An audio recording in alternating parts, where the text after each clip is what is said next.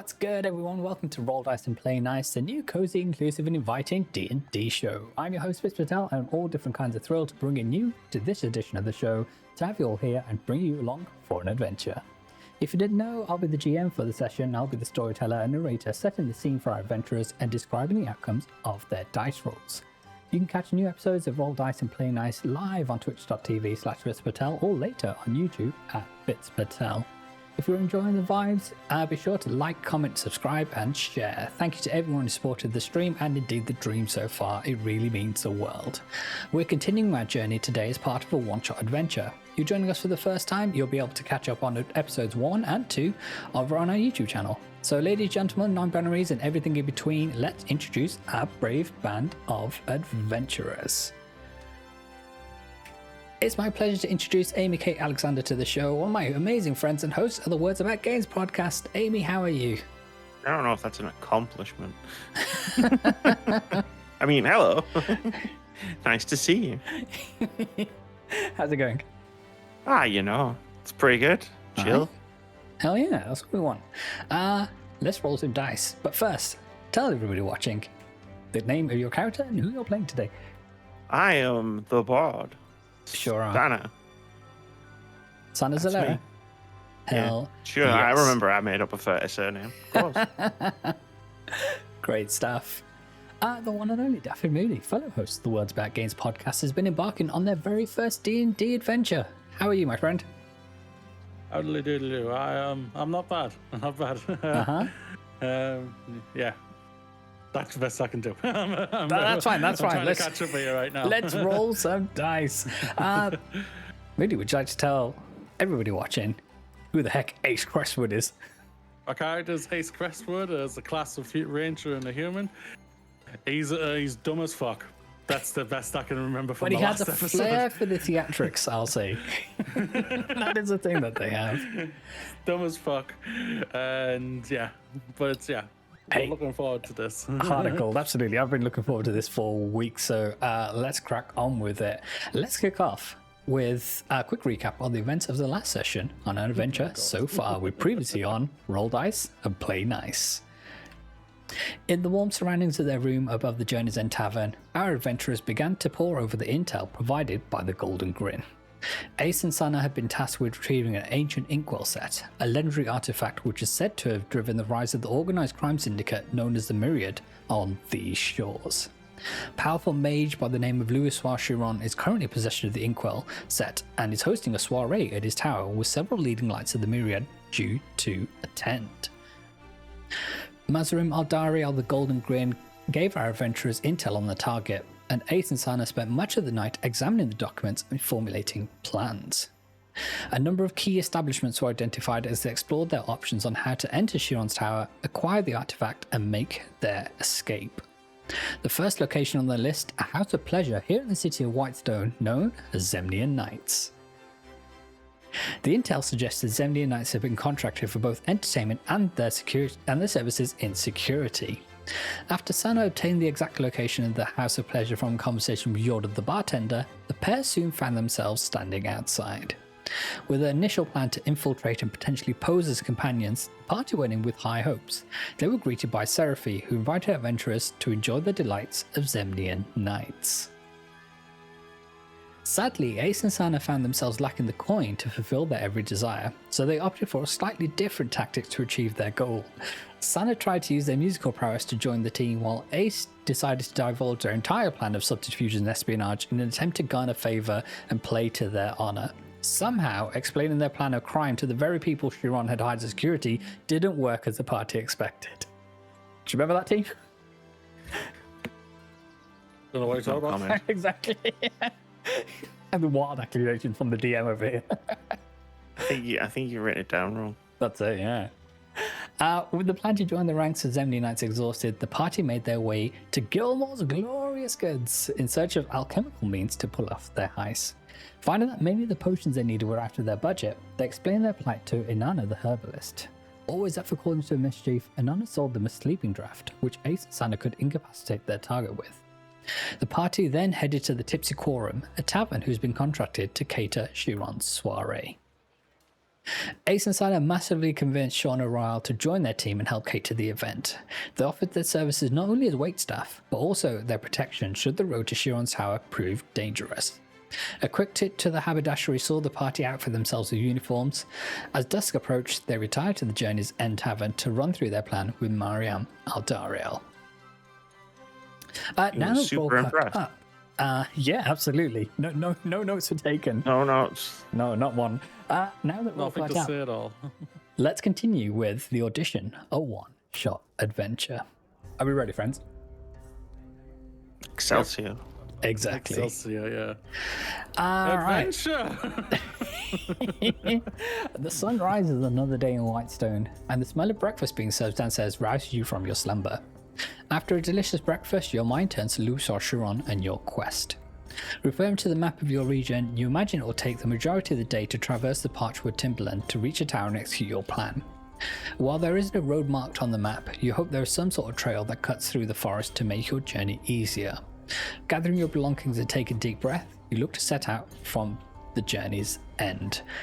So if you remember, friends, last time out, the Sean O'Reilly, a proprietor of the Tipsy Quorum, whose team you joined to help cater the event, they're going to be preparing all the food and meals and whatnot, and then around lunchtime-ish are going to make their way over to the tower, and you've offered the service to essentially join them, be waitstaff, but also if anything does come up that's a bit more spicy, then you can deal with that too. But the morning is yours. So friends, what would you like to do? Bard. Time to go for some breakfast because, heck, nothing bad happened yesterday at all, and I feel like I need a full stomach for our adventures. Forgot about this. Yeah, that sounds good. Breakfast sounds good. Yeah, so A full stomach. breakfast has been served. You've all eaten, and now's the time to prepare anything you want to before you head over to the Tipsy Quorum and then set off for the for Chiron's tower. So are there any more supplies that you need to get? Anything you need to prepare of the likes? Any questions you might have for any of the NPCs or characters that dwell in the city? I don't know. I feel like just stumbling through. Scene seems to be going really well for us. Sorry, Moody, I cut you off there. I was going to say, what do you think we should do? Who should we talk to first? Do we need to know anything? Do we need any more information? I don't think so. Like you went over your plan with Nazrim, and she was very impressed. she was something. that's what I'm sure. So you went over your plan of how to get into the tower, how to retrieve the artifact, and then how to make your escape. So I think from that instance, you're all set. So all that's left is for you to head over to the Tipsy Quorum and join them as they're ready to make their leave. Simple. Simple. Doesn't sound simple. I'm armed as well, so that's fine. Absolutely. You've got all your belongings and all your supplies and things. So I know for Ace, they were looking to make sure they have plenty of flint and steel on them in order to create a light source so they can light any arrows they might have in order to have the fire arrows they so desperately craved. I think I have that, don't I? Yes, Or do I that's what I'm need saying. to- So you have the, Yes, you have the means whatever. to do that, but it will take a turn or an action part of your turn in order to set that up, unless will you choose slow to us do that down. beforehand. Yeah. So are we all good? Ready to head over to the forum? Want to just head over the forum? have you got something in mind? Vix, remind me, ritual spells. Yes. You don't use do they use a spell slot? They don't use a spell slot, but they take time to cast. So 10 minutes, yeah. So you just need to. Typically, it's done out of combat. Yeah. No, yeah. I get Yeah, that. yeah, I was just but- wondering if it took a spell slot. I couldn't remember. I think it would say on D&D Beyond. So if you click onto the spell, it'll give you a description, and it will say if it takes up a spell or not. You would think. You would think. Friends, we're using D&D Beyond in order to power this game, which is new to some of our players. Indeed, all of our players, because Moody didn't play D&D before, and Amy's never used D&D Beyond. So, I've used D&D Beyond, sort of. there we Okay, go. I pushed a button. Ignore it. That's fine. I might undo it. That's okay. Yeah, we're going to undo that. Okay. Right. Please continue. So we'll say that after you've had breakfast and whatnot, you make your way over to the Tipsy Quorum. You take a leisurely stroll. You had a full breakfast in order to fulfill your day's activities with crime. You get there and they have finished up the cooking, and they are loading up a cart, and the cart is drawn by 2 steeds, and they are loading up all the food, and everybody is to fall in line. Some people ahead of the cart and some people behind the cart in order to make their way. Shauna says to you, good morning. I'm glad you've shown up. You're looking very splendid in your uniforms, if I might say so. Are you all set? What do you think? Yes. Yes. That's That wasn't a tough one. Ever will be adventure. Adventure is one thing. Let's just stay on Chiron's good side. Cool. So we'll say that now that the whole caravan is together, that you make your way out of the city. Ba-ba-da-ba-da. And the friends, let's do this. So, you begin to head northwest through the city of Whitestone, through the midst of the Common Ward, and past the House of the Lawbreaker. The gates at the western entrance soon hove into view, with the guard stationed there giving you a nod of acknowledgement as you pass through. So, as you imagine, Shauna Royal, as the proprietor of the Tipsy Quorum, she's got some pull in the city, and as one of the major taverns here, kind of everybody knows of the Quorum, and they know about their business, and they go in and out of the city quite often. Your route then turns north as you venture into the dense forest once more. Your fears are realised with the lack of any paved road through the Partridge Timberland. There's a rough pass hewn through the undergrowth, but progress will be slower than you hoped. You press on as best you can, and the hours fly by. It immediately becomes apparent that however Chiron travels to the city and beyond, it is not by this road. The dense forest doesn't let much of the sun's light reach the ground, so it's tricky to keep track of time. Soon you find yourselves cutting through a clearing that nature once carved through the forest. As you make your way north, something gives you pause. You begin to hear the snarls and barks of the goblin language as 3 goblins are deep in conversation surrounding a campfire. Friends, do any of you speak goblin? Taking the hobbits to Isengard. Exactly. Don't believe so. All right then. So Nope. to your ear, all you can How do you hear. find it out, may I ask? So on the left-hand side of your character sheet on D&D Beyond, towards the bottom box, it will say which languages that you speak. So it will be common, Nope. and then okay, great. Okay, so to your ear, it just sounds like a series of snarls and barks. One of them lifts their head and picks up your scent. They immediately reach for their weapon, let out a blood-curdling scream. Adventurers, if you'd be so kind to roll for initiative, for it is go time. So we are instigating battle. So if you take your d20 and give it a roll for initiative, or just click on the initiative modifier on your character sheet on D&D Beyond, it will give you a number. What's your initiative rank, Amy? That's 2. Plus 2. Where is initiative? I'm trying to see it. Do I It's have at the it? top. It's at the top. Initiative. I don't think I have it on here. Okay, we can find that out. Give me 2 seconds. Acrobats. Further up. Yeah, so it's next to your armor class and things. Right at the top. There, so- I see it. There, yeah. I see it. I'm +1, so it'd be best if you do it. Yeah. Well, you're both rolling it Both anyway. doing it. And then, Oh, so we both have to do it. yeah, then the enemies are rolling Oh. it too. And then you tell me what number you hit, and then I will do all of that. My apologies there. Like, yeah. No, you're fine. Sometimes if I don't see it straight away, it just goes in any direction. It's all good.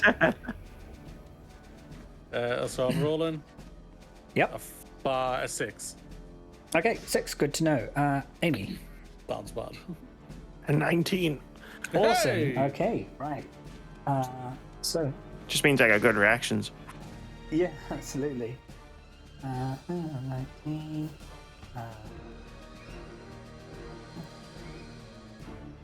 Yeah, singing the sleep. Ace, was that a 6 for you, my friend? Yes, sir. Okay. Ace Crestwood. Okay, so you find yourselves in this environment here. Suddenly you find yourselves positioned behind this rock, and you see 3 goblins here camped around a fire. Ace, you're hanging back a little to here behind this rock face here. Yeah, I see. Sana, the action is on you to go first, so tell me what you'd like to do. Ooh, that's a nice layout. One would almost call it a cone of enemies. Can I get in position? How is this like one? So what's one square is like 10 feet. Yeah. And we can move you wherever you choose to be. It said your name right in front, right up there. I don't think. No, I have to be right up close to use thunderclap. So that's not happening. I can't. Actions. Ah, excellent. Don't have a ranged weapon. No, that's me, sadly.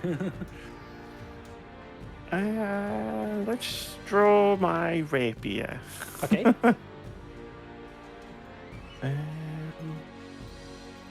And that's a long way away. I'm assuming a rock, I have to go around it. Yeah, or you can peek out, make your attack, and then peek back in again, that kind of thing, if you want 2, to 3. maintain some How cover. fast do you think I can move? I'm not Barry Allen.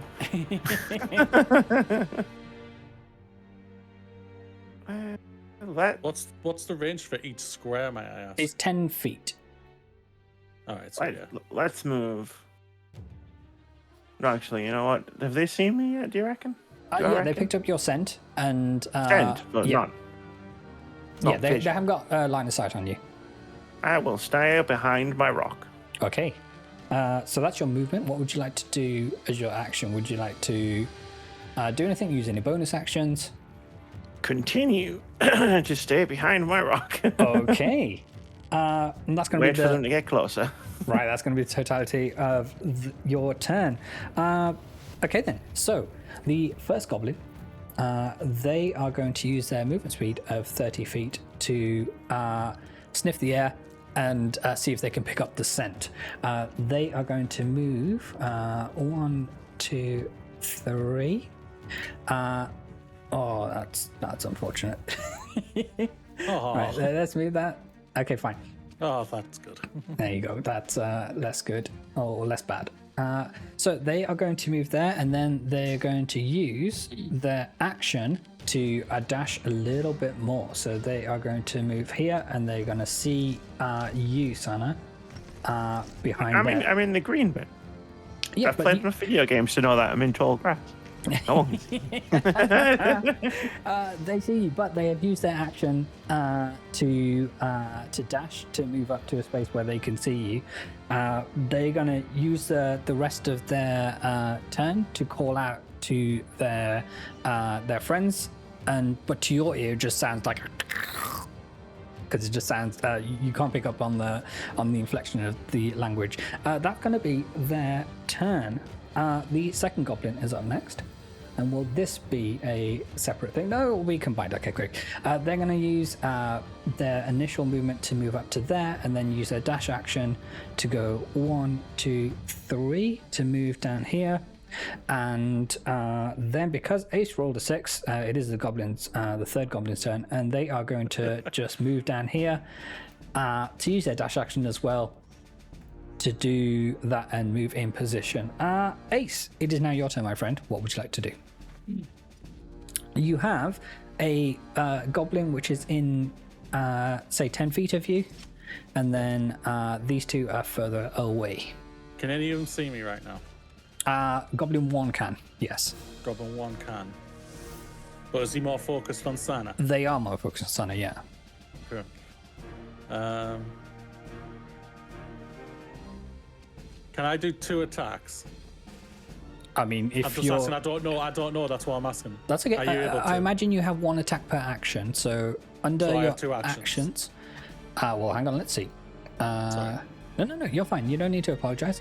I believe at this level, on your turn, you have So under actions, there's a button that says all, and under that it says actions. Attack per action 1. So you can attack once per turn. Yeah. Okay. Well, obviously I need to attack. So.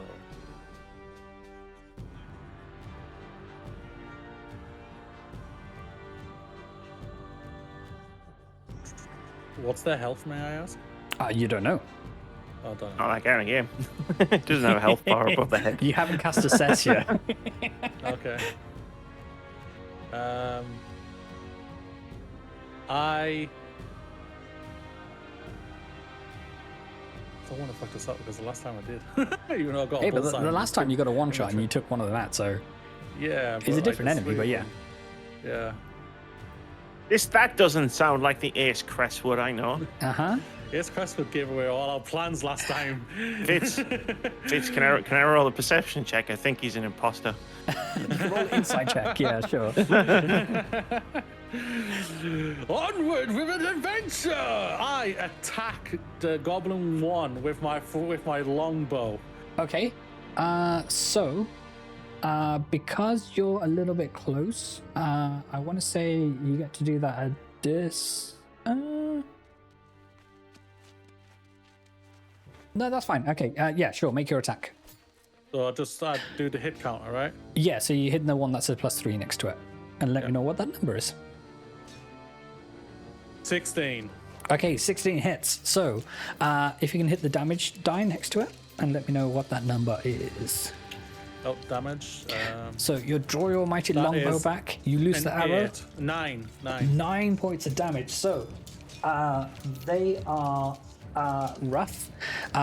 You see them take the arrow to the shoulder, and you see the arrow go in. You see them fall down to one knee, but they are still standing only just. Okay. They get back up, and they're giving it a bit of that. Is there anything else you'd like to do in your turn? Let's see what else. So under bonus actions, you can't really do much, but you can give some instructions to Sana or the rest of the caravan behind you. You can do whatever you want. I'll shout at the caravan to back off, to halt, basically. And is that the only thing I can say, or can I say something to Sana as well? You can say something to Sana, absolutely. Okay. Sana, bye. We're gone. I'm joking. All right. Okay. No. Oh God. Imagine if that's how Fitz's one shot ended. Yeah, no, we're good, thanks. See you later. Sana, fall back. That's what I'm going to say, and it's up to her if she wants to listen to me. All right then. Okay. Top of the round. Top of the round, Sana. It's you to go first. What would you have to do, my friend? I don't know what abilities you have, so that's what I'm sure. So far, just fall back behind the person To be who's got a hammer fair on. to Ace, the last time you used your said abilities, he was knocked out. So yeah. Yeah. Person. So I'll take my sword. Yeah. And I'll stand behind you with your longbow. Oh, you have a sword. Oh, okay. I didn't know. Rapier. What's the sword? It's kind It of a is. sword. Yeah. It's a poker. It's a poker. It's a thing that can hurt things. It's a poker. Mm-hmm. It's a thing that can hurt things. You know what? That's the best description of a sword I've ever heard. Yeah. Pointy thing goes into enemy. So from what you can gather, the first goblin is rough as toast, and the other two are perfectly healthy. And then the G1 is right in front of me. Or Yes. behind me, or to the side of me, or whatever. Yeah. He's the Alright, one well, who's You can down get one to knee. each. You can get to any of them with your movement speed. Let's just...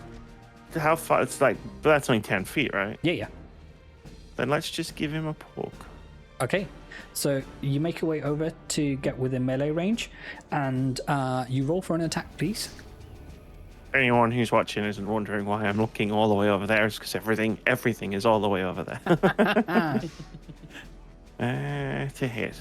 Yes, please. Don't miss. 12. All right, so as you go to thrust with your rapier, you see them shuffle to one side as the blade misses their mark. Unfortunately, you have missed, my friend. Well, This is where I mean, the attack adventure might end, everybody. So, in attack of opportunity. God, because he's so not on our side here. right. Well, that's the rest of my turn. Bollocks. Is there anything else to do with bonus actions and things? Maybe cast some bardic inspiration.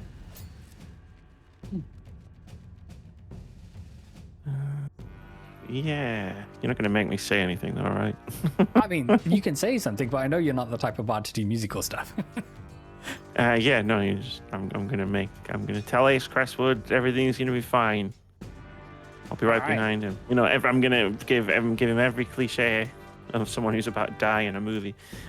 All right, then. So, your bardic inspiration, that gives you a 1d6, is that right? It does, yeah. Okay, so Moody, what this means is that on hearing Sana's words to you, your kind of spirit is full of good vibes and feelings and things, and whatever you try to make your next attack roll or next ability check and things like that, or then after the next one, whenever you choose, you can add a 1d6 to your roll, and that might get you to beat an enemy's armor class or beat the DC that I've set in order to do whatever it is you're trying to do. So that's how that works. But it's your choice when you want to use it, and we'll say it lasts for the next 10 minutes or so. 10 minutes. Okay, great. So Goblin 1 is up next. They are going to try and attack you, Amy, to seeing if you try to finish them off. They are going to draw out their scimitar, and they are going to oh crap, 23 to hit. Oh, you're gonna do the DM thing. Does that beat your armor class? Yeah, surprisingly, that beats my armor class. It's 4 points of slashing damage. I'll find it. Keep going. Okay. And then they are going to use their bonus action to use Nimble Escape to disengage and start to move away. We'll say to there. So you don't sadly get an attack of opportunity because they've used the action to do that. The second goblin, they are going to try and rush up to you and hit you with their scimitar. What I would do. But with an 8 to hit, that might miss. Yeah, it does. All right, so their scimitar goes straight over your head as you manage to duck out the way. Goblin number 3, they are going to move round to the side here and draw out their short bow and take an attack at Ace Crestwood over there with a 19 to hit. So what is your armor class, my friend? The number in the shield. They're attacking me. Yes. I'm 12. Okay, right, so that hits, and that's going to do 4 points of piercing damage. So as the arrow hits you, you see a little bit of blood start to ooze out, we'll say, and you take points of damage there. That are... 4. Sorry? 4. Yes, 4. Just so no. Yeah. No, that's fine. You can mark that down on your character sheet there. I have. But now it's a turn of the one they call Ace Crestwood. What are they going to do? Ace Crestwood. Okay, so Doing Ranger things. so G1, he's the one who's got the hurt on him. Yep. All the other two are, Fine. yeah, not a scratch. Okay. I shoot G1 Okay, with my longbow. sure, go Again. for it. Are you going to stay where you are, or are you going to move? I'm staying where I'm at right now, and that's a all right. 22. 22 to hit, that hits. Well done, my friend. Don't even bother rolling dice. They only had 1 HP left. That's going to be them and Dunzo. Great stuff. Is there anything else you'd like to do on your turn? Can I run round the rock base where G1 was? Yeah, you can move. Your movement speed is 30 feet, so you can move 3 squares in any direction you want. So that's... So you can get up to like here. Yeah, there. Put me there, please. Sure. I'll put you there. Okay then. That's your turn done. Santa Zalera. 6 seconds between get behind me to Yes. Top of the round. Santa, it's your turn. What would you like to do, my friend?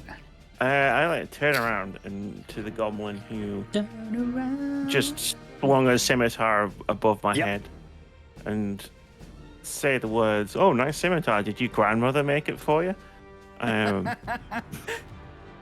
Which is a that spell vicious called mockery, vicious or- mockery. Yeah. Okay, so it's a wisdom saving throw, right? Is it DC 13? 13. Yes. All right. They've got a -1 to their wisdom modifier. Goblins, right? Yeah. That hits. So can you roll the subsequent damage? Bam, 2, and disadvantage on their next attack roll before the end of its next turn. So that was 2 points of damage, yeah? Psychic damage. Nice. And they've got... Vicious mockery is a spell I have in real life. Yes. Absolutely. Okay, so... Goblin 1 is done. So sorry, is there anything else you'd like to do in your turn? No. It's got disadvantage. It should miss again. Okay. Right, we're gonna test that theory out. So, Unless Viz gets god heroes. Which... the first one is a 19 to hit. So I'm rolling with disadvantage, and the second is a 13 to hit. 1-3. That's my AC. So. Oh, so that just hits. Well, it was a nice idea. It's a nice idea. That's gonna be just 3 points of slashing damage. Everything's fine. That is going to be their turn. They're going to stay where they are. You can see their eyes are full of rage at you. Goblin number 3. Something I said? Exactly. Goblin number 3 is going to try and scoot past you to here. We will say, Amy, you get an attack of opportunity on them as they move through Yep. Button. with your Button. melee weapon. Bam. 17. 17 hits. Well done. Roll for an attack, First please. hit. Roll for Bam. damage. 4. 4 is good. All right, okay. They are going to take their short bow out and try and shoot down Ace Crestwood again with a 16 to hit, which I believe hits, Yep. for 5 points of piercing damage. 5. It's... You trying to kill me?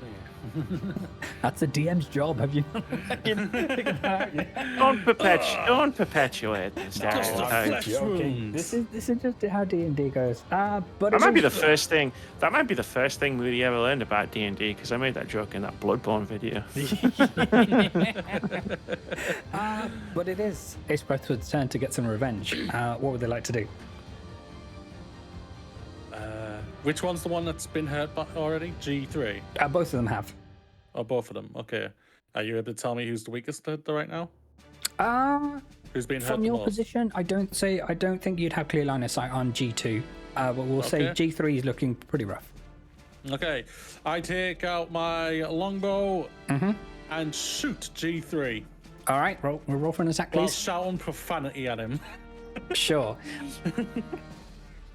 Shoot. That is a 17. That hits. Well done. Roll for damage, please. Damage.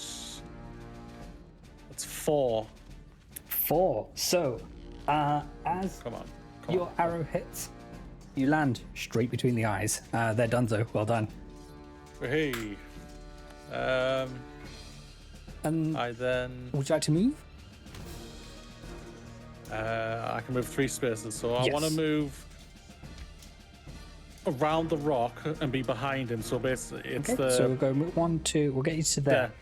there. That's where Yeah? I want to be. Yeah, Perfect. while still shouting profanity at this one as well, trying to distract him. Okay, right. Top of the round, Santa Zalera. The action's on you, my friend. Stab. Where's the stab button? Stab. There's the stab button. Ha! Damn, 21 to hit. You know what that's going to hit? Funny Oh, that. does a 21? Oh my god. 4 damage. Amy, Sanders Delera, how do you want to do this? Painfully. Yes. As with all things in D&D. Yeah. All right. Okay. We'll say that as you go to thrust forward your rapier, you manage to find the gap between the primitive plate armor that they're wearing, and you stab them right in the abdomen, and you can see the light leave their eyes as they manage to, as you see the life leave them. They are all dead. Congratulations, everybody. You can award yourselves 150 XP. Moody, if you'd like, I can do that for you on your sheet. Yeah, if you can do that for me. Yeah, okay, stand by. Nope, not that one. It is level 1. Manage character and laws. Is it that one? Question. I don't know. They moved it. Help. Level 1 is under. Do I go on manage, do you? Yeah. But I tell you what, I'll make a note that it's 150 XP. We can add it after the fact. Let's keep this game going because we got places to be. And I don't want to keep you for any longer. So that's 150 XP going your way. You hear Shauna shout from back. Is everything all right? Yeah. Of course it is. Because Ace Crestwood is here to protect you. While blood dripping out of Effie. Well, you have a chance to like pop in your potions, heal yourselves, or if you need to, you can take a short rest if you want. It's the campfire's still lit and still warm. Short rest, good shout. Do we have stuff that we can heal ourselves with? Let me have a look. Infantry. What have I got? A Mesket. Potion of healing. Yes, I would like to use a potion of healing. Okay, so before that though, it might be better if you take a short rest, only because you can still heal, but you won't use a potion that you might need later on. Okay. Yeah. What Vince is saying is there's like a boss fight at the end of this. So it sounds like it. Okay, yeah, that's rest. Okay, right. So short rest. Yeah, we'll say that you take a short rest. So do we click on the short rest thing at the top? You nailed it. So you'll have a number of dice that you can allocate in order to short rest. You can use a bunch of them or half of them or however many you want. And D&D Beyond will calculate how many health points you regain. All one. I will say we can reroll ones if you want. No, I mean I've got all 1 dice. Oh, okay, fine. You got 1 dice to use. Fine. And then if you feel like popping a potion, then by all means do that as well. I think I'm doing this right. So short rest. At least 1 hour doing it. Carter rolling a 0. Come on, D&D Beyond, what are you doing? So do I tick the box? Sure. And then just take short rest. Yes, that's it.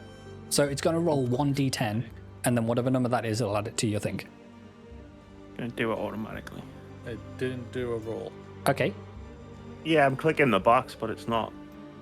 It's not actually doing the dice roll. Just roll yourself, Moody. If you can just roll a d10, then. So on the dice logo at the bottom, you want the third one down. Yep. Yeah. Am I rolling for me or for everyone? No, just for you. Just making sure. That is a 9. There you go. You heal yourself 9 hit points then, which I believe takes you back up to max. Yes, it does. Man, any video game rules to apply? I just need to get a bread roll. Heal myself. Your pack and you find someone stealing your sweet roll. Son of a bitch. Where'd you get a shotgun from?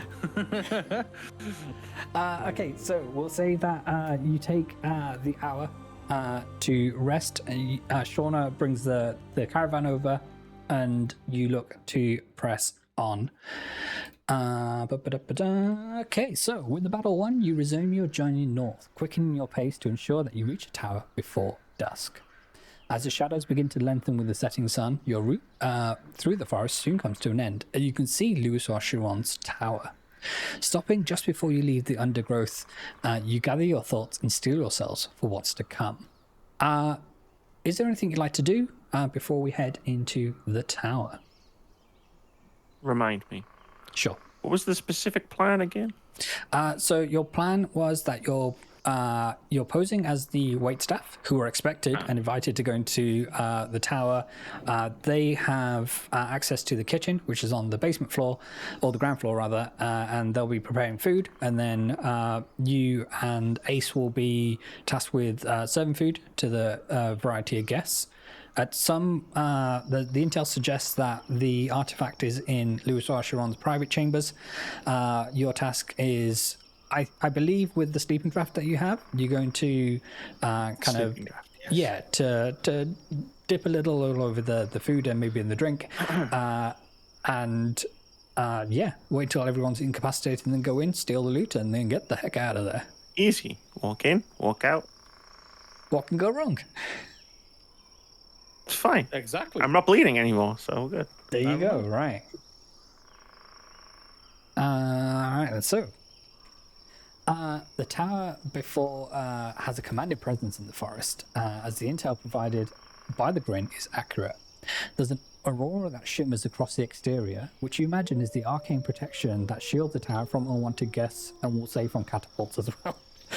From your vantage point, you can see some activity around the main entrance. The moment of truth has arrived. It's time to execute your plan. So what would you like to do? Shauna says, all right, team, okay, we're heading straight through. They'll show us to the kitchen, and we'll be able to get set up there. Blend in. Yeah. Right. Blend in. Okay, so... Blend in. It's like to make, like, none of the mistakes that we made last time. Yep. All right. Head down. Okay, so we find ourselves in the kitchen. So this is behind the main entrance on the ground floor. There are several members of the Tipsy Quorum staff preparing and heating food. So we'll say all of these, so T1 through to T5 are various different staff members. Here are you two, and there's very different ovens and things happening. They're here preparing food. Team, what would you like to do? Moody, I think there are Terminators with us. We need to bail. We need Sarah Connor. That's what we need. So we're blending in as wait staff, so I guess You're wearing uniforms and all that jazz? Yeah, absolutely. We need to get the sleeping draft into the food. Was it the food? That's up to you. No, it wasn't. It was the broth, wasn't it? Which is food. Which is technically food. Or was? Oh well, we were going to put it in the drink. I can't fully remember. You can put it in everything. You've only got a small vial. And if I remember correctly, you don't know exactly how much to put in without putting people in comatose, or how many people you're trying to incapacitate. I said slaughter them all. I'm not going to lie. And then Jeez. just walk out. All right, so which one are you holding this sleeping draft right now? I'm joking. Okay. Okay, so we can't, because we're stupid, we can't We'll say the remember which one majority to of put the it in. food is over by the table next to the first of the waiting staff of the Tipsy Quorum, so T1. Yeah, that looks like a food table. Uh-huh. Yeah. So which one are you holding the draft? The Like, tiny sure, vial. that's the answer. I mean, you can decide. Sure. Yep. I mean, if you want to distract T1 for me, Mm-hmm. Yes, the ranger will distract. Arnold Not bad. Schwarzenegger. No, we best that the bar does the distracting, and I will put in the thingy that I need to do. Okay, so I will fix my fuck up. Now we're going to give Ace Crestwood the potentially lethal concoction. right. So Ace, will say you make your way over to here. You can see the staff member there, and they're chopping and they're making plates and they're preparing everything, getting little napkins out to wipe down these fine white plates that they're going to serve everything with. What are you doing? Are they taking great pride Yes. in what they're doing. Everything they're trying to make is absolutely perfect. I'm not gonna lie. Might be just best just to knock them all out, put the stuff in, and then just walk out, and then, or then lie down and say we were knocked out as well and everything. And it's like, yeah, might be just best to do that. So you want to call security, who knows who we are, into the room that we're currently in. Yeah, because you didn't take a moment to disguise yourselves or anything like that. Not you thought, it'll be fine. We're disguised. Why would we break character? We're wearing different uniforms. Oh, of course, yeah. That's disguised. No, my approach to distracting T1 would be to compliment them. I mean, you can and distract ask them them all about if you want. I mean, I could. I'm trying to be subtle with it. You're not helping.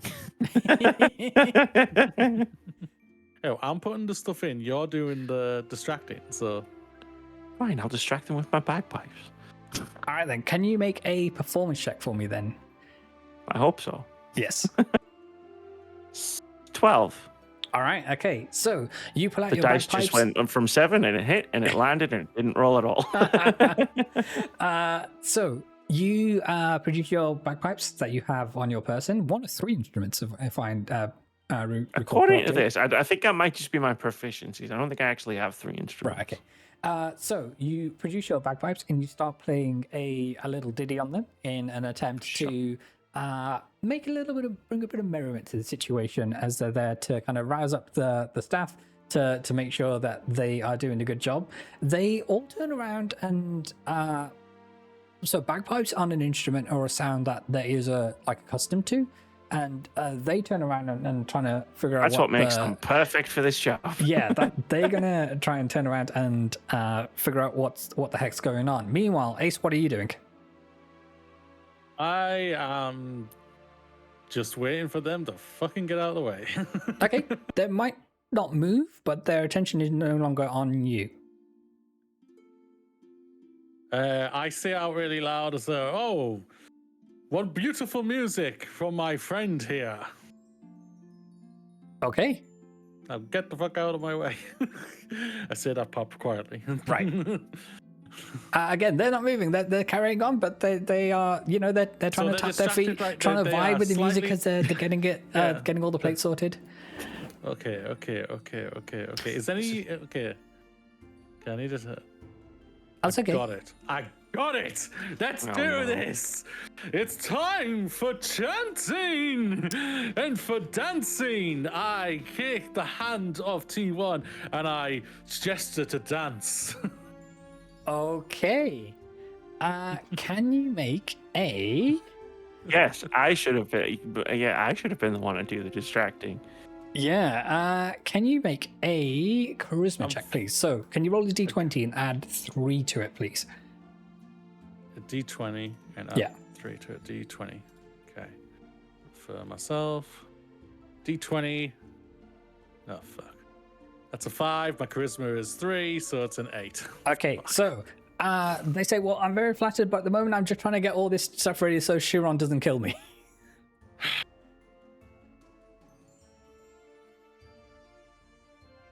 Well, I tried, Amy, so. Why? They were distracted. Are they? Yeah, they're all listening to the music. They're all turned around. God and then- is not very helpful. He's like, yeah, they're distracted. Kinda. Maybe. Who knows? And I'm like, I fucking gave away our plan last time. And I'm like, I'm trying to make sure I don't fuck up again. Okay, so is there a world where you're trying to sneakily kind of dox all the food and drip the vial over everything? Yeah, I guess I use my stealth.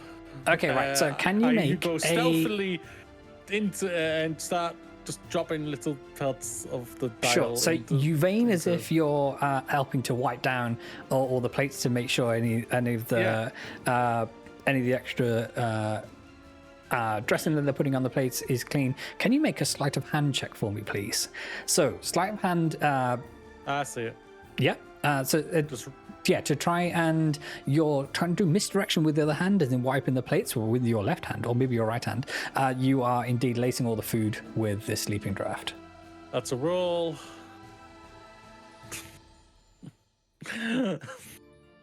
That's a 4. Okay, so we'll say that you managed to, because you're a little bit nervous, we'll say, you managed to get around about half of the vial on the food itself. On the other half kind of just splashes onto the table around to the plates, which the other servers are kind of also just wiping off and doing around the plates itself. So we'll say that half of the food is laced. Okay. All right. So at this point, the second of the staff, they clap their hands and go, "Service! Hey, Sana, you're up." Yes, I'll stop playing the bagpipes now. I just envisages as Ace was Ace was like trying to start dancing with someone. I start playing the bagpipes harder. Yes. Like, no, just stop squeezing it it. even harder to get Just- more sounds of it. Meanwhile, Sean is upstairs saying, this is really nice. I don't know what that noise is. Don't pay attention to anything like that. She's just trying to make sure that everybody is nice and catered to upstairs. Is there anything else you'd like to do? And no, like I'll stop playing now and assume my role as a food server. I'll try and make sure to get the plates that were laced. Right, okay. So we'll say that you also move up there and you are given a number of plates and things. So you're holding them out. That they are indeed silver platters that you're serving things on. Wow. And for the moment, it's a bunch of aperitifs, a little bit of appetizers, some like Vudavons and things like that to get, it's finger food to get people started with. If you're ready, we can head upstairs. Yeah, I mean, I've got my plates. I just have to do the job. Yeah. Wait for everybody to fall asleep. Hopefully. Hopefully. All right, so I'm sure we can improvise. I mean, that's what this game is all about, isn't it? Okay, Yes. So let's head upstairs. You find yourselves in the library on the first floor. There are a number of shelves, each heaving with tomes, books, and scrolls. You see the figure of a gentleman you imagine is Dr. Waldorf Perryfeather, the information broker of the Myriad. There are several other guests who do not recognize. So you're standing there with your platters. You see in green, you see Dr. Waldorf Perryfeather. He's one of the leading lights of the Myriad, who you were informed about in the intel document that Mazarin gave you. The other guests are labeled G1 through 4, and then they are 2 agents of the House of Pleasure, known as Zemnia Knights, and they're just wafting around, speaking to guests, doing what they do. What would you like to do, my friends? Offer Do I have a food plate, to may I people. ask? Sorry? Do I have a platter as well? Yes, you do. You're I just want to you're make sure packing because I platters. had to go and I had to sort the dog out there. So. No, that's absolutely fine. We go walking around with the platter, with our food platter, to invite them to eat. Okay. Are you saying anything? Are you just silently going? What do I have on the platter? I know how this works. Yeah, So, you have a selection say I wouldn't know how of this finger works. food. Because I worked in hospitality. Gazpacho, like Yeah. I'm just, we're walking around saying, it's evening. Yes, it's evening. Yeah. Say good evenings, sir, madam, whoever. Would you like whatever's on this plate? All right. Okay. I just don't say it in that way. Okay. Can you make I'll say it a little bit better. persuasion roll, please? want some Persuasion food? roll. Persuasion. That is a 23. All right. Okay. Yeah, you can see that they haven't eaten all day. They've skipped lunch because they thought, right, we're going to Chiron's Tower tonight. We're going to eat good. Yeah. So they start nom-nomming on the food that you're serving. Sana, are you doing something similar? Yeah. All right. So we say that Ace went up to there, and Sana, you're going over there, and you're saying. The thing I said, the whatever I've got on my platter, you know, like the British guy from the films where it's just like gazpacho. Oh, okay. Cool. Can you make a performance check, please?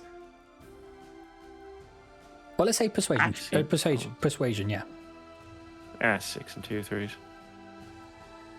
That wasn't my result. It's the same thing. 15. Okay, yeah, that's more than enough.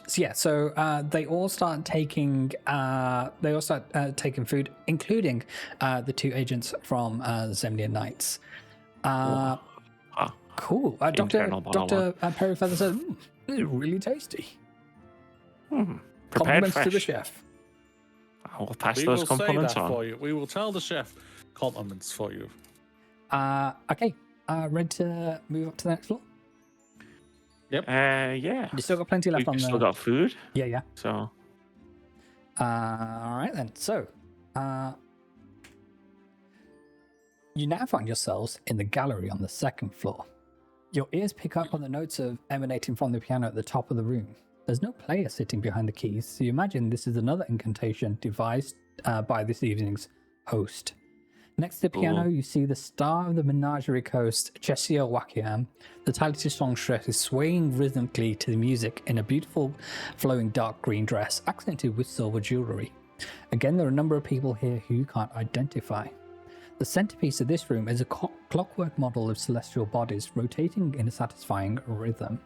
Around the room, you see many items on display, highly polished and decorated suits of armor, the heads of terrible beasts, and an ornate throne. To each side of the throne, there are 2 large chests. Friends, what would you like to do?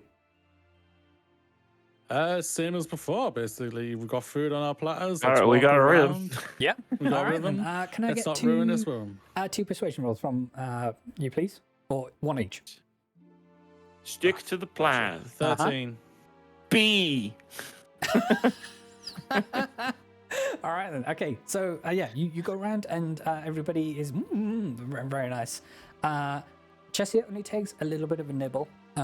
She is preparing to serenade everybody with a song and doesn't want to stress her voice out too much, but she does take one of the glasses of we'll say wine that you're offering. Yeah, because they're like, well, wine. Absolutely. Wine is good for the vocal cords. Ready for the next floor? Ready for any of this, but yeah, sure. Yep. All right. You now find yourselves on the 3rd floor of the tower. This floor is split into 2 sections. There's a large table in the main section where Louis Rocheron is holding court with his guests. Behind him is the doorway flanked by 2 stone statues. From what you can gather, these are his private chambers of the mage. What would you like to do? So we see Louis Rocheron in green here. There is one host of the Zemnian Knights establishment here as well, and a number of guests. You can see them facing like southeast to try and they're holding court. So they're holding everybody in an rapturous attention, and they're all laughing in unison at the joke he just cracked. Same as before. Let's walk Get 'em. over with our platters, our food and wine platters, and let's see if they want to have some, being nice and courteous and All right, everything let's like get that. to persuasion rolls, please. Persuasion 20. Awesome. 19. Hell yeah. Okay, right there. They're taking everything that you've got, well, almost everything. There's a few bits and pieces left, but thankfully, there's only 1 floor left. Let's head on up to the observatory. It's a piece of cake. Absolutely. On the top How much floor. food have we got Literally. left? Yeah, How much exactly. food have we got left? There's a little bit left. Okay. On the top floor of the tower, you find yourselves in the observatory. In terms of decor, there are 2 items of note here. A large clockwork model of the stars in the center of the room, and an enormous telescope at the far end of the room. You spy 2 figures deep in discussion near the telescope, who you identify from the document as the gambling magnate Skylar the Millionaire Ultalot, and the Ashari Wave Rider who goes by Galassi. Are you heading up to these as well? Yep. Why not? Food. Are you just heading up, or are you looking to spy on their conversation first? We can take our time. We can slowly walk up, chilling, Courteously, slowly. shopping, all very courteous. Yeah. Can you see behind it? Can you see past that giant dial thing in the center?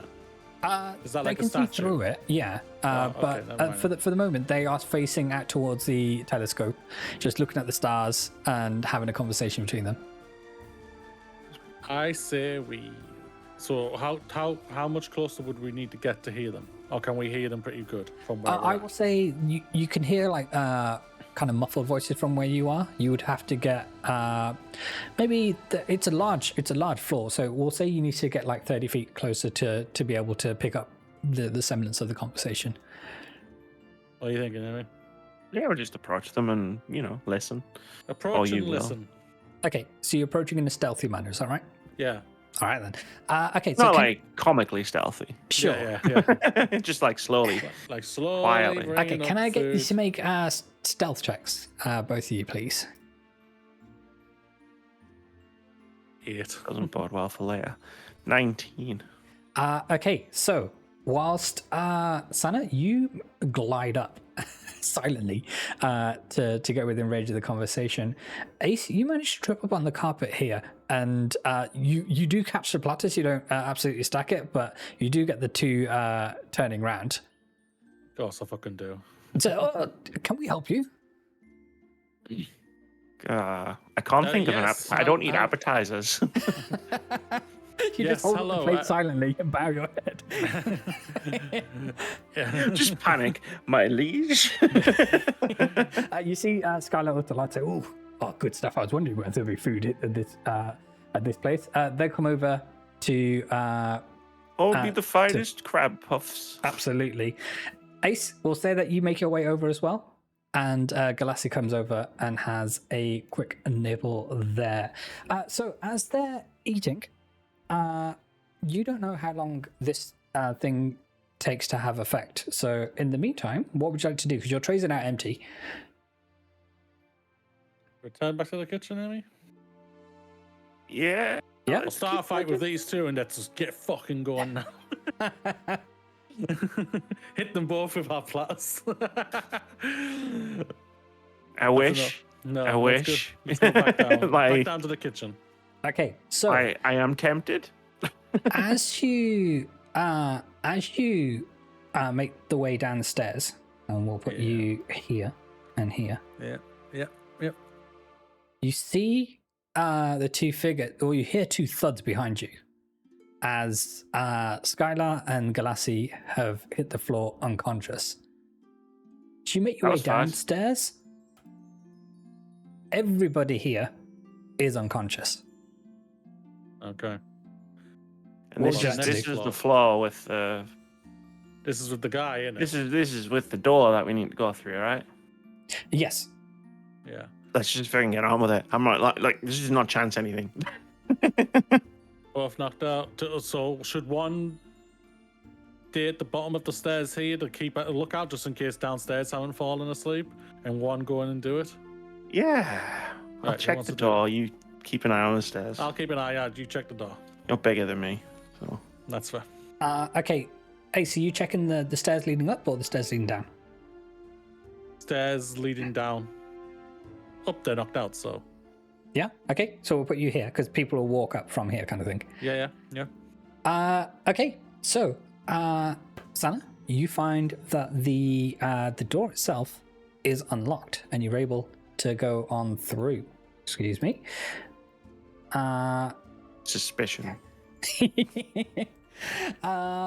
Right, so inside the private chambers of Louis Ocheron, you see a large chest at the foot of its bed. There are an intricate carving at the top of the chest with a series of lines and circles. Can you make an investigation check, please? I was gonna say, like, is it? It's an inkwell. Yeah, it's a pretty big inkwell. It's like what would it be in a chest? Uh-huh. We'll say Oh, thank God. the cat is fast asleep as well, but it just links up somewhere. 19. 19, absolutely right. So you realize that these markings on top of the chest are a code.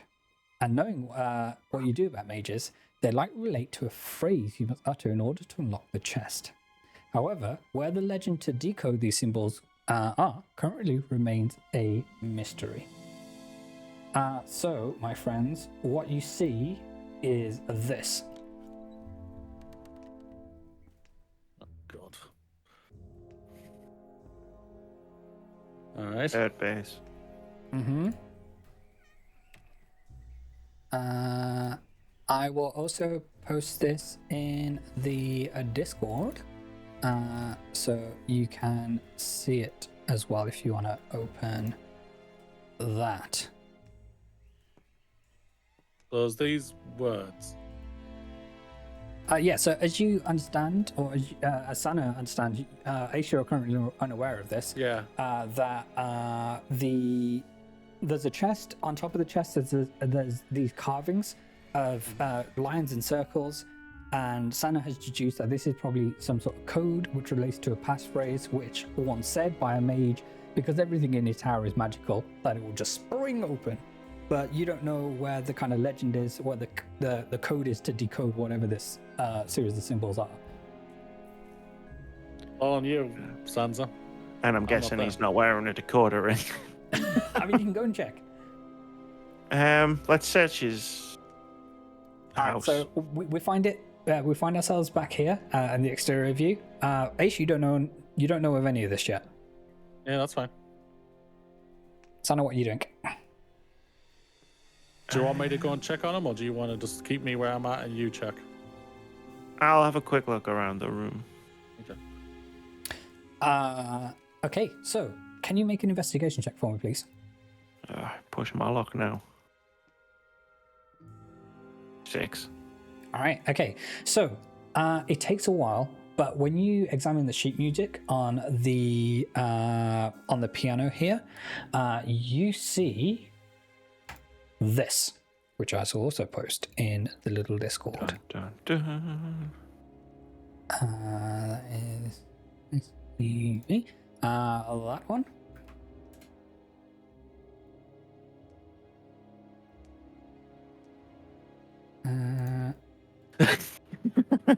Sorry, the little click involved. Right. And we're back here. I take one look at that, my brain melts, and I shout for Ace Crestwood. All right, Ace, are you going over? Yes, yeah. And let's pray to God no one comes up the steps. Wait, okay. We'll shut the door. Yeah, we'll say that the door closes behind you. Yeah. All right. Yeah, Sansa, what's up? What can I do for you? Name's not Sansa, but yeah, sure. Different fantasy. Bard, what's up? What can I do for you? Is that better? Fuck you. Yeah, I'll just point out the puzzle, and I'll point out the thing that I found, and then I'll just shrug. Okay. Yeah, this thing. This isn't my area of expertise. I don't know if it is mine either. So, like, I can guess. I can investigate it. Would you like me to investigate? You can make an investigation check. What is it you're trying to?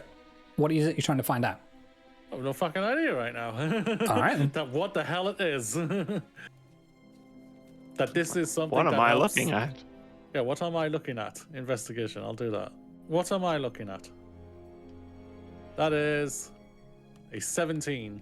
All right. So, as Sanus explained, you see that these symbols are some sort of code, and that you'll need to decode them in order to reveal what the kind of passphrase is that will get you into this chest where you understand the inkwell will be. So with these strokes and things, what you found on the piano is this, which will help you decode what at least a portion of the whole code is. Confidently. Sorry? You say it so confidently. This will help you decode it. It will. Say so, man. So you get to deduce that if you see an arrow pointing down, so these two strokes here, that this relates to the letter S. If it's pointing to the right, it's the letter T. To the left, it's the letter U, or if it's pointing up, to the letter V. So, referring back to this, you can use that information to say, okay, this is pointing down, So which T, means it's an... I think it's like you're saying. S. There you go. So, the thing you have here relates to what's going on here, but you only have one of them, and it's not a complete list. So maybe there are others in other parts of the tower. Oh, God.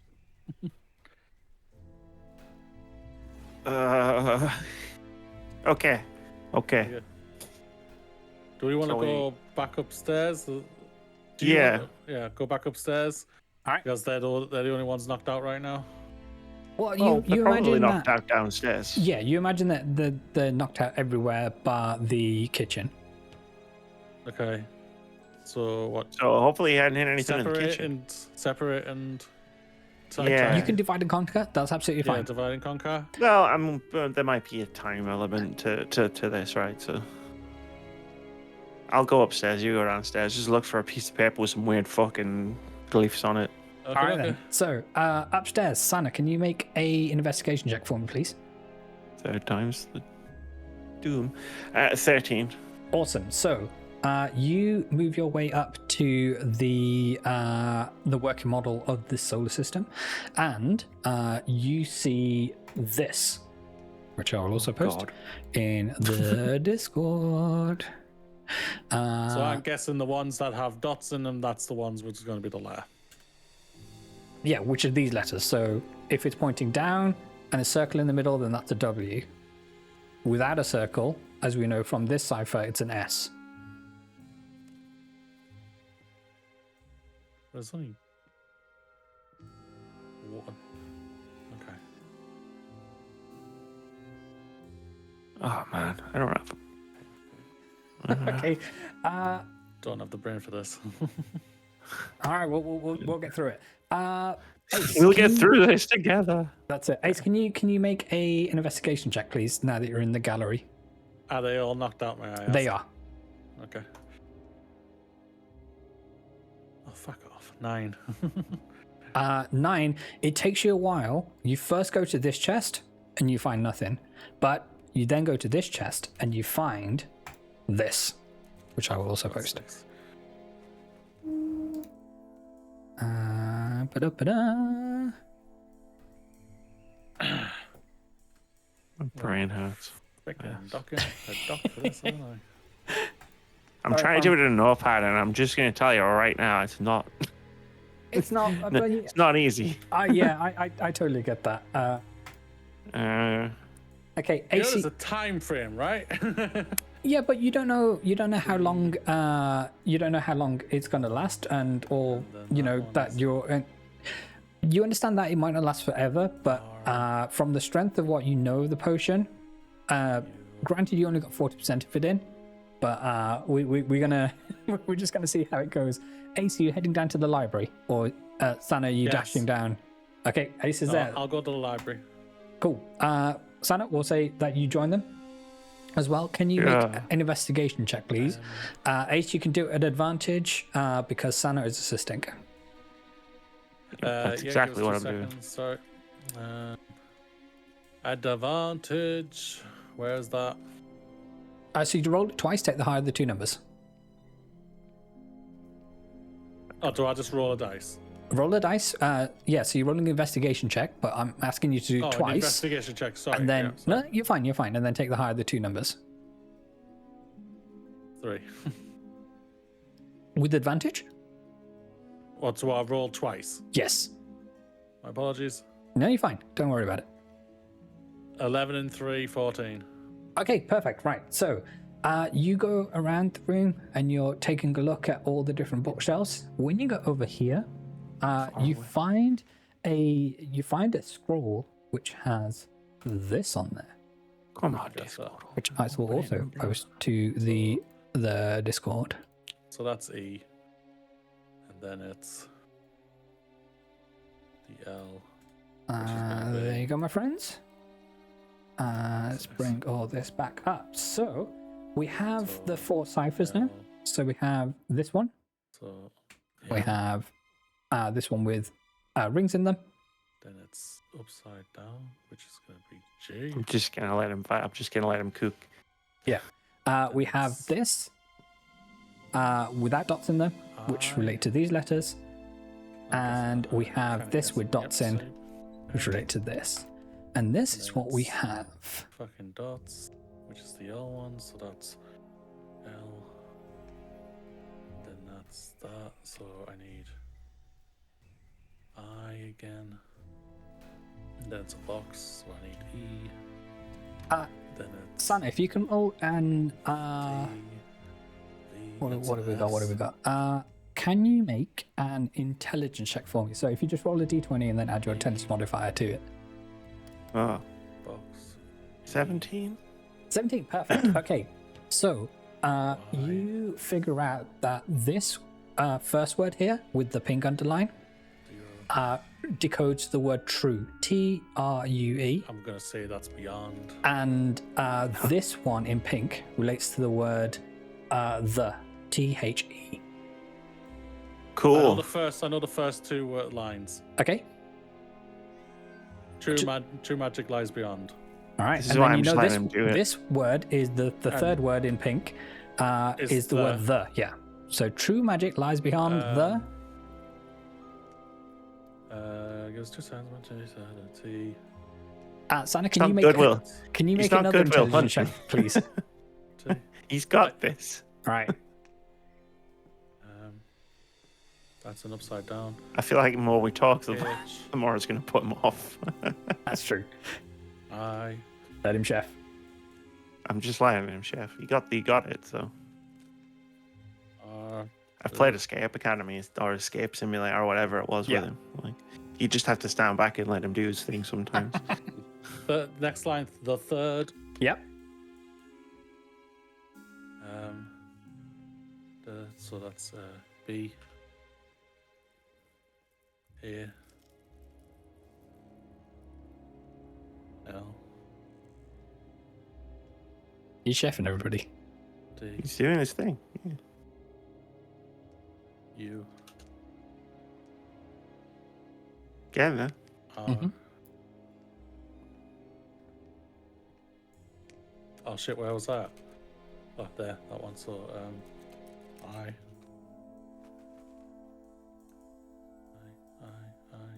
There. Yeah. Then it's the center. N. Then it's.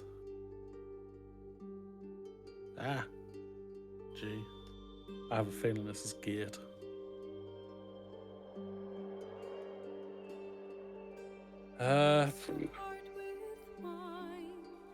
Yeah. Okay.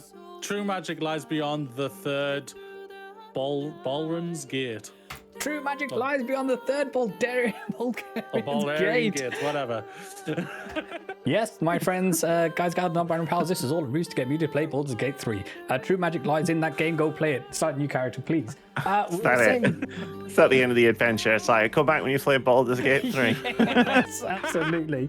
So we'll say that you reconvened in the room and you said the phrase, we'll say that you say it out loud, holding hands, because why not? And with the password said out loud, you hear a loud click as a chest unlocks. Inside you find a presentation box where you see the Everbark inkwell and quill, complete with this brilliant hue, a purple set against a base of jet black. So that's on the feather itself of the quill. Collecting the ancient artifacts and storing them somewhere safe, you feel a tingle run through your body to sense power that the inkwell possesses. All that remains is to escape the tower without drawing any more attention. Precious. Exactly. Really? So, how are you getting out? The way we came in, right? All right. So, you find yourselves back in the Pocket kitchen. catapult. Yeah. Let me unfold it. Let me unfold it really quick. It's a flat pack catapult that was in the back of the caravan, right? It was one of those. Yeah, like an IKEA catapult. Just like that character from Doctor Who, he just pulls things out of it anywhere, and he always says, "Wouldn't you like to know?" All right. So, you find yourselves here in the kitchen again. The staff are all looking around. You've got empty trays at you, and there's like, "Oh, okay. Are you ready for? Are they ready for more food?" No. Oh shit. No, I'm gonna advise with him. Amy, what do we say? Kind of want to get out of here as fast as we want to fucking can. So for me, I'm like, we say, no, not at this moment in time. No, not at this moment. I think it has the main course coming. Main course should be ready in the next couple of minutes or so. If you give the trays here, Perfect. we'll give them a wash, and then we'll get the main course ready to be served. Excellent. Cool. Excellent. We're gonna go to the bathroom. Okay. I believe there's an outhouse round at the back. Perfect. Perfect. All right. So we'll say that you make your way out of the tower, down these stairs, and out of here. So, well done, everybody. You did a thing. Escaping the tower, you dash for the cover of the forest with the night fully taking hold. A sensation of relief and success rushes through you as you make your way back to the city, knowing that you've done the free people of Whitestone and Taldori a great service. As you speed away into the night, you don't hear the telltale signs of pursuit. It would seem that the heist was a roaring success. GG's, everybody. No worries at all. Absolutely. After what seems like an eternity, the quaint tavern known as the Journey's Ends hove into view. Making your way to your room, Mazarin Maldariel is waiting for you with the biggest smile you've ever seen the Drow Elf wear. She embraces you and you thought our plan was stupid. She embraces you and gestures to receive the ink well set. What are we doing? I'm saying that. Yeah. I'm saying that to the character. She chuckles as she accepts the inkwell set. She says, "Congratulations on achieving your goal. You've relieved the myriad of the engine that drove their growth, and the free people of this land will be forever in your debt. I appreciate that living this life doesn't come with the praise and admiration from the very people you spared from tyranny, but I imagine there's a huge sense of satisfaction to be had regardless. In order to sweeten the deal here, she hands you a bag, and it's got 1,000 gold pieces each in it for you. Consider this a reward as a taste of things to come. I'm pleased to announce that you passed the audition. I'm more than happy to recommend that you be made full agents of the Golden Grin should you wish this life. Take your time, and should you wish to accept, travel back to where we first met, and I shall invite you to the Grin with open arms. Until next time, my friends." 1,000 gold. Mazarin gives you a deep bow and leaves you be. With her mission a success and your taste for adventure satisfied. GG's, everybody! You did it! You played a Dungeons and Dragons and you did the thing.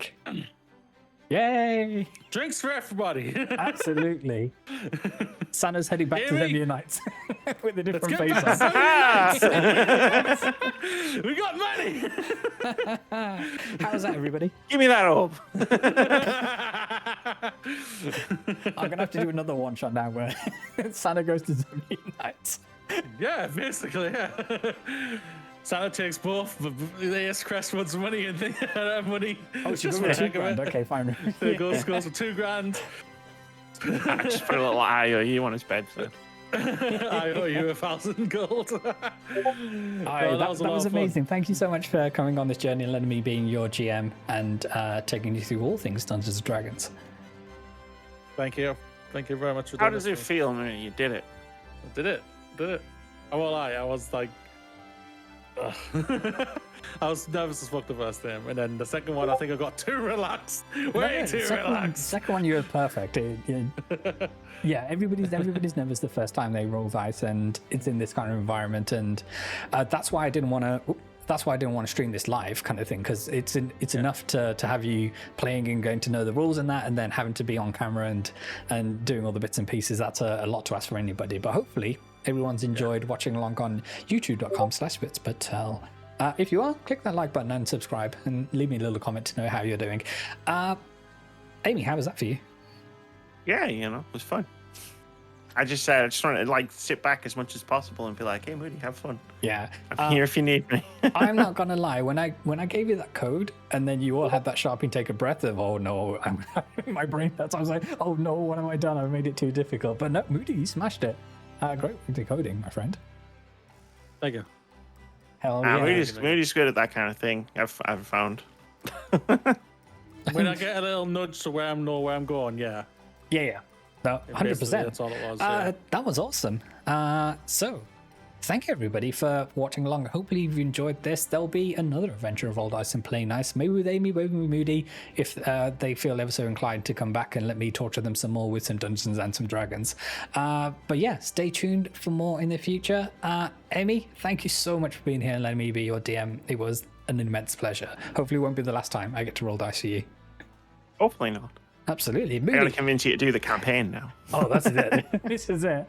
Moody, thank you so much. I know it's a lot to ask for someone to come on and pick up a new game and do it in person and do it in this kind of environment. And as I said, this whole thing was to get you to play Baldur's Gate 3. Hopefully you will in your own good time. But yeah, I just like the idea of having the whole campaign centered around one puzzle that says play Baldur's Gate 3. Have you had fun, my friend? Yes, again, thank you very much. Like, I've been wanting to do this for a long time, basically since you bought dice. 2022, wasn't it? It was Yeah. 2022 when, no, it was 2021, wasn't it, when True Colors came out? So yeah, and I think it's just got amplified even more with other games that I've played that have had like D&D elements into it, like the High School Dinosaur game last year. So yeah, I'm really, it was awesome. Thank you very much for it. Volcano Manor High, absolutely. Yeah, awesome. Goodbye, Volcano High. Sorry, That's the one. I was like, Manor High, where have I got that one? Goodbye, Volcano High. Goodbye, Volcano High. We got there in the end, everybody. So all that's left to say is that she's been Amy Kate Alexander, he has been Dafydd Moody, I've been Vince Patel, and until next time, friends, remember to roll dice and play nice. Take care, everybody. Bye.